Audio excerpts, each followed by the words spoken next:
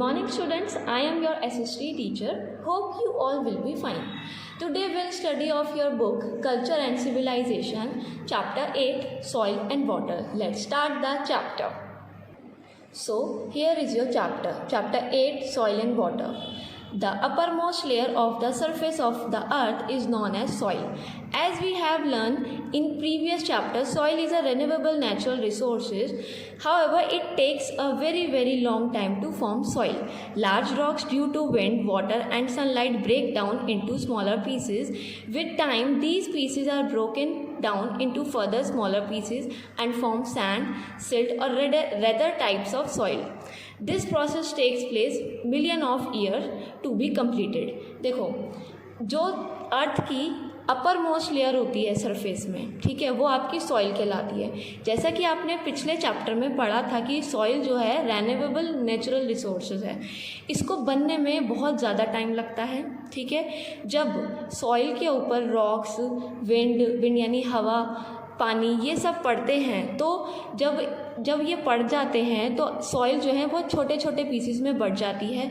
फिर आपकी बन जाती है सैंड, सिल्ट और बहुत सारे टाइप्स की सॉइल. इसको बनने में मिलियंस ऑफ ईयर्स कंप्लीट लगते हैं. ठीक है, it is a common knowledge that various kinds of crops and plants grow in various parts of India. The kind of crop or plant that will grow in a particular place depends on the kind of soil found in the region as well as the climate. The kind of soil that you get in one place tends to differ from other places. The nature of the soil formed depends on the rocks and other materials from which the soil is formed. Some types of soils are very fertile while the others are not. The soils are found India can be categorized into different types depending on the color, place and structure. अब आपने देखा ही होगा कि बहुत सारे जगहों पे बहुत सारी तरीके की खेती बाड़ी की जाती है. तो वो किस तरीके से की जाती है, आपके क्रॉप, आपकी सॉइल के ऊपर डिपेंड होती है. ठीक है, जहाँ पे जिस टाइप की सॉइल होगी, जिस टाइप का क्लाइमेट होगा और जिस टाइप का नेचर होगा, उसी टाइप की आपकी वहाँ पर खेती की जाती है, क्रॉप की जाती है. ठीक है, देखो जो भी क्रॉप होती है ना, वो डिपेंड करती है ऑन द सॉइल. सॉइल की फर्टिलिटी अगर अच्छी होगी तो आपकी क्रॉप्स भी बहुत अच्छी उगेगी. अगर सॉइल फर्टिलाइज़र नहीं है तो आपकी जो क्रॉप है वो नहीं उग सकती. ठीक है, तो क्रॉप को उगाने के लिए आपको अपनी सॉइल का फर्टिलाइजेशन अच्छा करना होता है. ठीक है, और इंडिया में बहुत सारी जगहों पे डिफरेंट टाइप्स की सॉइल पाई जाती हैं, जैसे उनके बेसिस पे, कलर के बेसिस पे, उनके प्लेस के बेसिस पे और उनके स्ट्रक्चर के बेसिस पे. There are more microorganisms in a little bit of soil than there are people on अर्थ.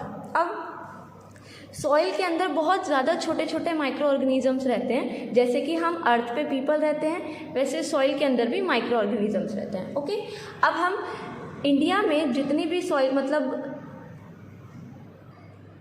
जितनी टाइप्स की सॉइल हैं, हम उसके बारे में पढ़ेंगे. सबसे पहले है एलुवियल सॉइल, जलोढ़ मिट्टी, हिंदी में कहते हैं जलोढ़ मिट्टी. In India alluvial soil can be found in the coastal plains and northern India. The soil that is formed due to the deposition of silt and sand brought down by the rivers is known as alluvial soil. Alluvial soil is soft, highly fertile and has lots of minerals. This crop is very good for growing crops like wheat, maize, rice, sugarcane, oil seeds, pulses, jute, etc. Fruits and vegetables grow well in alluvial soil as well. देखो, alluvial soil जो है India में पाई जाती है coastal और northern planes में. ठीक है, इसमें क्या होता है कि इसकी जो फर्टिलिटी होती है बहुत अच्छी होती है, ये सॉफ्ट होती है. ठीक है, और ये हाईली फर्टाइल होती है, जिसमें आप क्रॉप्स को बहुत अच्छे से ग्रो कर सकते हो.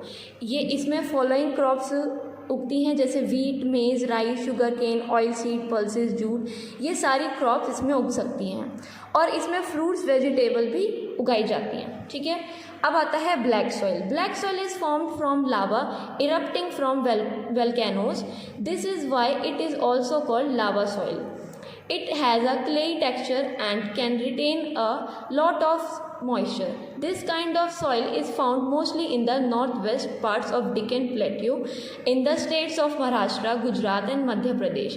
It is most suitable for growing crops like cotton, millets, tobacco, oilseeds, wheat, sugarcane and even citrus fruits. Black soil is also known as cotton soil since it is highly suitable for growing cotton. अब देखो black soil जो है वो volcano जब फटती है उसके लावे से बनता है, ठीक है। आपको पता ही क्या होता है वोल्केनो, ज्वालामुखी जब वो फटती है और उसका जब लावा निकलता है उसी से ही ब्लैक सॉइल आपकी निकलती है, ठीक है। ये इसका जो टेक्सचर होता है वो क्लेई होता है और इसका जो मॉइस्चर होता है इसमें जो बहुत सारा मॉइस्चर होता है, ठीक है। और ये ज़्यादातर नॉर्थ वेस्ट पार्ट्स में पाई जाती है जैसे कि महाराष्ट्र, गुजरात, मध्य प्रदेश, इन सब जगहों पे। इसमें सबसे ज़्यादा क्रॉप उगाई जाती है कॉटन की, माइलेट्स की, टोबैको की, ऑयल सीड्स की और वीट, शुगर कैन, इन सब की। सिट्रस फ्रूट्स इसमें उगा सकते हैं। और ब्लैक सॉइल में सबसे ज़्यादा हम कॉटन की फर्टिलिटी करते हैं, कॉटन की जो है क्रॉप को उगाते हैं, ठीक है। Third is red soil. The red soil gets its color from the iron that is present in the soil. Normally this soil is not that fertile, however it can be made fit for cultivation by adding fertilizers to it. It is found mainly in states of Jharkhand, Madhya Pradesh, Maharashtra, Odisha, Andhra Pradesh, Tamil Nadu, Telangana and Maharashtra. Crops like rice, millets, pulses, tobacco and certain vegetables can be cultivated on fertilized red soil. अब देखो red soil जो है उसका colour जो होता है वो red colour का होता है, इसमें आयरन जो है प्रेजेंट होता है. अब ये सॉइल के लिए फर्टिलिटी के लिए तो यूज़ नहीं की जाती, लेकिन अगर हम इसमें फर्टिलाइज़र्स डालें, ऐसी दवाइयाँ डालें, केमिकल्स डालें, इससे क्या होता है हम खेती कर सकते हैं, क्रॉप उगा सकते हैं. और ये मेनली कहाँ पाई जाती हैं? झारखंड में, मध्य प्रदेश, महाराष्ट्र, उड़ीसा, आंध्र प्रदेश, तमिलनाडु, तेलंगाना, महाराष्ट्र, इन सब जगहों पे पाई जाती हैं. और इसमें क्रॉप्स कौन सी उगाई जाती हैं? राइस, माइलेट्स, पल्सेस, टोबैको और बहुत सारी वेजिटेबल्स भी इसमें हम उगाते हैं, ठीक है. Fourth is laterite soil. Laterite soil is a mixture of red and clay soil and it is not at all fertile. This type of soil is produced as a result of weathering. As a result of rain, the minerals on the soil get washed away. This process of washing away of minerals is known as leaching. Laterite soil can be found in some parts of Bihar, Odisha, Maharashtra, Karnataka, West Bengal, Meghalaya, Andhra Pradesh, Kerala and Telangana. This soil in dried and baked form is used to make bricks. However, if good fertilizers are used, then this soil can be used to grow tea, rubber, coffee and coconut. देखो laterite soil ना red और clayey soil का mixture होता है, ठीक है. ये fertile नहीं होती है और इसका जो प्रोसेस होता है ये वेदर में आता है इसका, ठीक है. अगर इस पर बारिश पड़ गई तो इसके जितने भी मिनरल्स होते हैं वो भाग चले जाते हैं, वॉश आउट हो जाते हैं. This process of washing away of minerals is known as leaching. अब जब मिनरल्स इस सॉइल में से वॉश हो जाते हैं बिकॉज ऑफ रेन, इस प्रोसेस को कहते हैं लीचिंग. और ये बहुत सारे इंडिया के अलग अलग जगहों पे पाई जाती हैं, जैसे बिहार, उड़ीसा, महाराष्ट्र, कर्नाटक, वेस्ट बंगाल, मेघालय, आंध्र प्रदेश, केरला, तेलंगाना, इन सभी जगहों पे ये पाई जाती है, ठीक है. और अगर हमें चाहते हैं कि हम इसे क्रॉप के लिए यूज़ करें तो अगर हम इसमें फर्टिलाइज़र्स डालें तो हम इसमें टी, रबर, कॉफ़ी और कोकोनट की खेती कर सकते हैं. नेक्स्ट है desert soil. Desert soil is found primarily in Rajasthan and is also known as sandy soil. देखो डेजर्ट सॉइल आपको पता है राजस्थान में होता है. डेजर्ट सहारा रेगिस्तान जो होता है ना, सैंड सॉइल जहाँ पर होता है, इसको हम सैंडी सॉइल भी कहते हैं, रेत जिसे कहते हैं. It has a very little moisture. These areas receive little to no rainfall and hence the soil is not at all fertile. It is only with the help of irrigation and fertilizers that a few crops like wheat, barley, millets, pulses and cotton can be grown here. अब देखो desert soil जो होती है बहुत ही ज़्यादा रेतीली होती है, ठीक है, क्योंकि वहाँ पे पानी नहीं होता, बारिश नहीं होती तो उसका जो मॉइस्चर होता है बहुत ही कम होता है, इसीलिए उसकी जो फर्टिलिटी है बहुत कम होती है। अगर हम उस पर इरीगेशन करें, पानी का छिड़काव करें और फर्टिलाइज़र्स दें उसे, तो कुछ क्रॉप्स उसमें उग सकती हैं, जैसे वीट, बार्ले, माइलेट्स, पल्सेस और कॉटन की क्रॉप्स हम यहाँ पर उगा सकते हैं। Then mountain soil. Mountain soil is seen in the hill slopes of states such as Jammu and Kashmir, Himachal Pradesh and Uttarakhand. This soil has a lot of humus which is made from the remains of dead leaves and plants. This kind of soil is ideal for. अब जो mountain soil है ना, वो mainly जहाँ पे पहाड़ी इलाका होता है वहाँ पाई जाती है, जैसे जम्मू कश्मीर, हिमाचल प्रदेश, उत्तराखंड, इन सभी जगहों पे पाई जाती हैं। और इसमें बहुत सारा ह्यूमस होती है, मॉइस्चर होता है। इससे क्या होता है, जिसमें लीव्स और प्लांट्स होते हैं वो डेड हो जाते हैं। Cultivating fruits in the hilly areas, one also sees terrace farming when the hilly slopes are divided into steppes and various kinds of crops like maize, barley, coffee, fruits and spices are grown, then it is known as terrace farming। अब देखो जहाँ पे hilly areas होते हैं ना, वहाँ पे terrace farming की जाती है। टेरेस फार्मिंग क्या होता है कि पहाड़ों पे ना सीढ़ियों की तरह ऐसे बना दिया जाएगा और फिर वहाँ पे खेती की जाएगी। कौन सी क्रॉप्स उगाई जाती है वहाँ पे? मेज़, बार्ली, कॉफ़ी, फ्रूट्स की और बहुत सारे स्पाइसेस की खेती की जाती है। इसको हम बोलते हैं terrace farming. Okay, then next topic है सॉइल कंजर्वेशन। सॉइल को हम कैसे बचा सकते हैं खराब होने से, ये टॉपिक है। Soil is a renewable resource but it takes a long time to form soil. Soil is held in the same place by roots of trees. However deforestation leads to trees being cut and the soil gets washed away by water and wind. This process is also known as soil erosion. As a result of this process, the fertile soil is washed away and it becomes very hard to grow crops. देखो soil आपको पता ही है, मैंने अभी starting में ही बताया आपको कि सॉइल जो है वो एक नेचुरल रेन्यूएबल रिसोर्स है, ठीक है। इसको बनने में बहुत टाइम लगता है। अब देखो आपको पता है कि बनने में से बहुत टाइम लगता है, तो क्या हम डिफॉरेस्टेशन कर रहे हैं, ठीक है, जैसे कि ट्रीज़ को काट रहे हैं, पेड़ पौधे नहीं लगाते हैं, वहाँ पे फैक्ट्रीज़ बना दी, हाउसेस बना दिए, तो इससे क्या होता है, डिफॉरेस्टेशन हो रहा है। आपकी जो जितनी भी मिट्टी है, मिट्टी के जितने भी फर्टिलिटी लेवल है वो ख़त्म हो रहा है। उसको हम उस प्रोसेस को हम बोलते हैं सॉइल इरोजन, ठीक है। सॉइल के जितने भी फर्टिलिटी लेवल है वो वॉश्ड आउट हो रहा है due to rain and due to wind, ठीक है। और इससे क्या हो रहा है कि हमारी जो क्रॉप्स है वहाँ पर उगाना, ठीक है, किसी भी कहीं पे भी जगह पे मिट्टी पे उगाना क्रॉप्स को, वो बहुत हार्ड हो रहा है। क्यों? क्योंकि मिट्टी के फर्टिलिटी लेवल ख़त्म होता जा रहा है, ठीक है, और जितने भी मिनरल्स हैं वो भी ख़त्म होते जा रहे हैं। Land pollution also needs to be prevented so that soil can be conserved. When we throw garbage at any place without care, we cause land pollution. This harms the soil and it is very hard to grow crops on that soil. Several steps can be taken in order to preserve the fertility of the soil and also make sure that it does not get washed away. अब देखो आपको पता है land pollution करते हैं हम, क्यों, कहाँ से आता है लैंड पोल्यूशन? हम जगह जगह कूड़ा करकट फेंक देते हैं बिना देखे, बिना सोचे समझे, ठीक है। उससे क्या होता है, लैंड पोल्यूशन बढ़ रहा है। लैंड पोल्यूशन बढ़ रहा है तो क्या होता है कि सॉइल को हार्म पहुंच रहा है। सॉइल को आप जहाँ पे क्रॉप को ग्रो करोगे उसका जो लेवल है वो बहुत बेकार होता जा रहा है।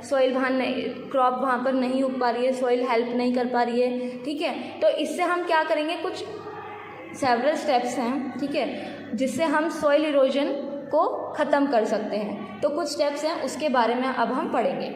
More trees need to be planted so that soil erosion does not happen. Strict rules also need to be made so that trees are not cut and forests are not cleared. देखो हम जितने ज़्यादा से ज़्यादा पेड़ उगाएंगे उतने ज़्यादा से ज़्यादा आपका जो सॉइल है वो इरोजन नहीं होगा, सॉइल का इरोजन नहीं होगा। तो हमें स्ट्रिक्ट रूल बना देने चाहिए कि हर जगह आप ज़्यादा से ज़्यादा ट्री उगाओ और फॉरेस्ट को साफ मत करो, क्लियर मत करो। Often when the same kind of crops is grown on the soil, it loses valuable nutrients. One can rotate crops so that this does not happen. One can grow various crops in different seasons on the same period of land. This is good for the soil as it can maintain its quality. देखो अगर हम अब आपको पता ही है कुछ ऐसे farmers होते हैं कि अपनी सॉइल जहाँ उनका लैंड होता है वहाँ पर एक ही टाइप की खेती करते हैं। तो ऐसा हमें नहीं करना चाहिए। इससे क्या होता है, सॉइल के जितने भी वैल्यूएबल न्यूट्रिएंट्स होते हैं वो ख़त्म हो जाते हैं। तो हमें क्या करना चाहिए, हमें क्रॉप रोटेशन करनी चाहिए। हर साल अलग अलग टाइप की क्रॉप रोटेट करें, ठीक है। यानी सपोज़ आपने एक साल में वीट की खेती कर ली, दूसरे साल में मेज़ की कर ली, फ्रूट्स की कर ली, ऐसे करना चाहिए। इससे क्या होगा, जितने भी सॉइल का जितने भी न्यूट्रिएंट्स हैं वो बचा रहेगा और सॉइल अच्छे से आपकी क्वालिटी उसकी मेंटेन रहेगी और अच्छे से क्रॉप को ग्रो करेगी।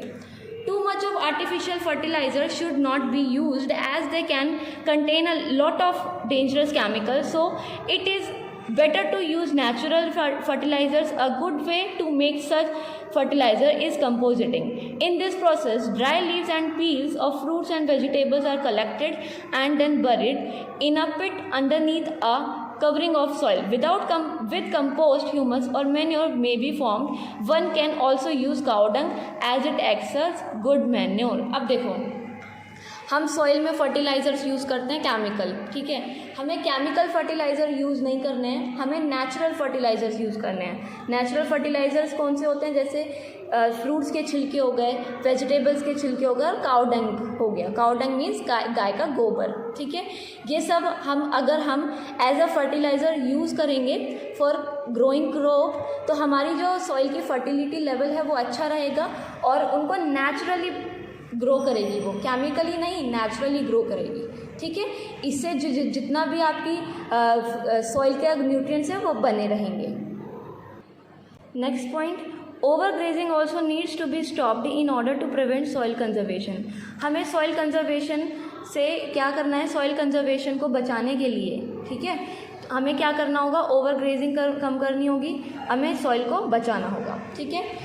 अब नेक्स्ट टॉपिक है water, why do we need it. Water, why do we need it, हमें पानी की क्यों ज़रूरत पड़ती है जी।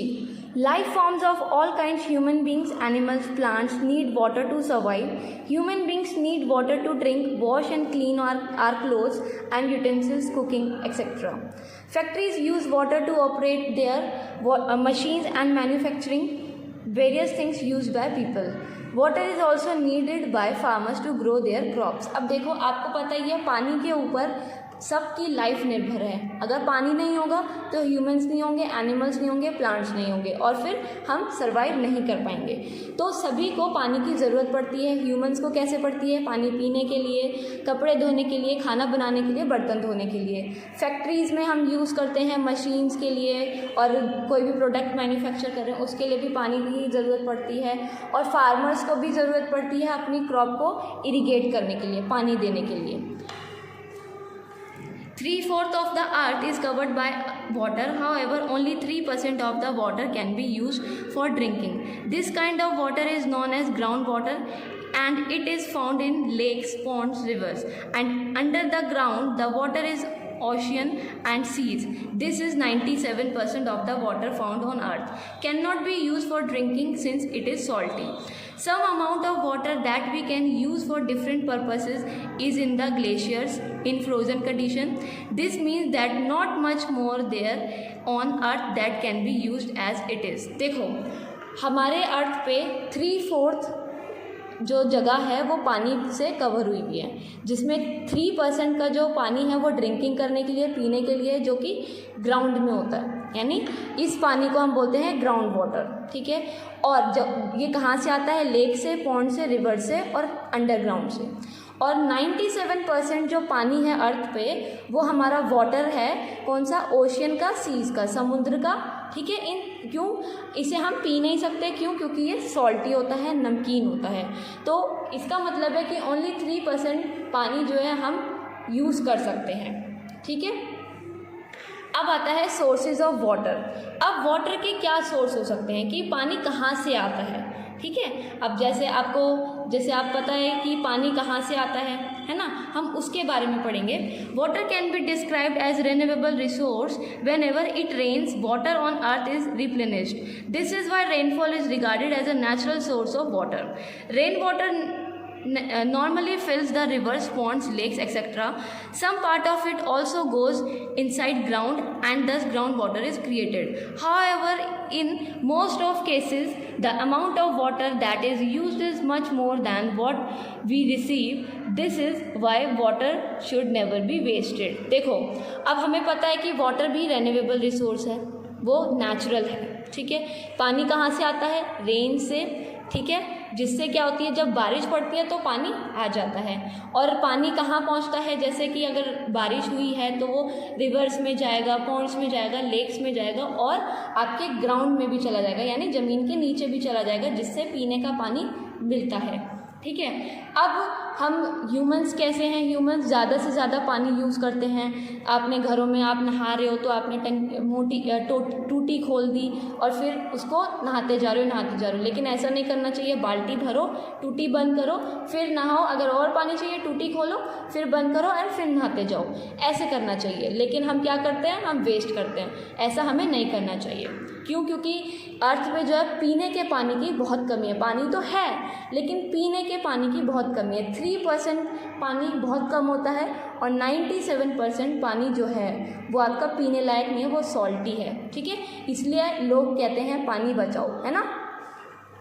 India farmers depend a lot on rain. However, there is no fixed amount of rainfall in India. The rainfall is also not the same across the whole country. There are some places that receive more rainfall than others. Also, it does not rain all the year. The rainy season in India runs from June to September. This is why it is important that one finds ways with which to meet water requirements across the year. अब आपको पता है कि Indian farmer जो है वो rain पे बहुत ज़्यादा डिपेंड है। क्यों? क्योंकि अगर बारिश नहीं होगी उनकी खेती को पानी नहीं मिलेगा, ठीक है, और फिर उनकी जो खेती है वो ख़राब हो जाएगी। इंडिया में बहुत ही कम रेनफॉल होती है, ठीक है। कोई फिक्स्ड अमाउंट नहीं है कि कितनी रेनफॉल होगी इंडिया में, कब होगी, कभी अमाउंट नहीं है, ठीक है। अब मोस्टली इंडिया में रेन कब होती है? जून से सितंबर तक, ठीक है। इसमें क्या होता है? बारिश होती है। अब जैसे अगस्त चल रहा है, ठीक है, तो अब हमारा बारिश का मौसम है, आपको पता है मानसून जिसे कहते हैं, है ना। तो इंडिया में जून से लेकर सितंबर तक हमारा मानसून आता है। इससे क्या होता है? अगर मानसून होगा सही टाइम पे, फिक्स टाइम पे मानसून आएगा तो हमारे फार्मर्स को सबसे ज़्यादा हेल्प होगी। कहीं ऐसा होता है कि ज़्यादा रेनफॉल हो गई तो फार्मर्स की क्रॉप जो है वो ख़राब हो जाती है, बाढ़ आ जाती है वहाँ पे, है ना। अभी आपने सुना होगा कि ऊपर अमरनाथ की तरफ बाढ़ आ गई थी, है ना। तो वहाँ पे अगर जो भी क्रॉप कर रहा है, क्रॉप ग्रो कर रहा है, तो वहाँ पे उसकी खेती को कितना नुकसान पहुँचा होगा। तो यही है इंडिया में कि इंडिया में कोई फिक्स टाइम नहीं है, ठीक है, कभी भी बारिश आ जाती है। Natural fresh water sources. अब natural fresh water sources. The natural sources of fresh water are rivers, ponds, snow and lakes. देखो, अब नेचुरल फ्रेश वाटर कहाँ से आता है? साफ पानी, नेचुरल पानी कहाँ से आता है? रिवर से, पॉन्ड से, स्नो से और लेक से, ठीक है। In India, rivers can be divided into perennial and non-perennial rivers. India में रिवर्स जो है दो टाइप्स में बटी हुई हैं, perennial rivers and non perennial rivers. Perennial rivers क्या होता है? Perennial rivers are ones that arise from the glacier in Himalaya mountains. Some such rivers are Ganga, Yamuna, Indus and Brahmaputra. These rivers are normally have water across the year. Non-perennial rivers are ones that depend on rainfall for their water. Godavari, Krishna and Kaveri are example of such rivers. In fact, ponds and lakes are also depend on rainfall for their water. अब देखो perennial rivers क्या होता है? perennial rivers वो होती हैं जो glacier से आती हैं, पहाड़ों से आती हैं, हिमालय के माउंटेन से आती हैं, ठीक है। अब वो कहाँ से आती हैं? जैसे जब ग्लेशियर पिघलता है वो धीरे धीरे धीरे धीरे नदियों में पहुँचती हैं। नदी कौन सी, कहाँ पे पहुँचती हैं? गंगा में, यमुना में, इंदुस में और ब्रह्मपुत्र, इन रिवर्स में पहुँचती हैं। और इसको नॉर्मली टाइम लग जाता है, काफ़ी साल लग जाता है, क्योंकि ग्लेशियर आपको पता ही है धीरे धीरे पिघलता है, एक टाइम पे तो नहीं पिघलता है ना।